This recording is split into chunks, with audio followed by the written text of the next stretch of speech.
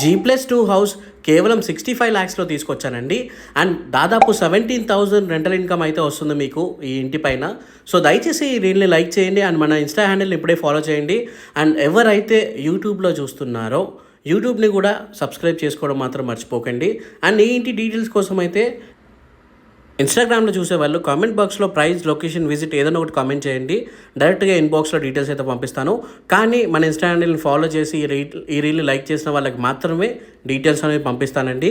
And యూట్యూబ్లో చూస్తే ఎవరైతే చూస్తున్నారో కింద రిలేటెడ్ వీడియో ఉంటుందండి, దానిపై క్లిక్ చేయండి.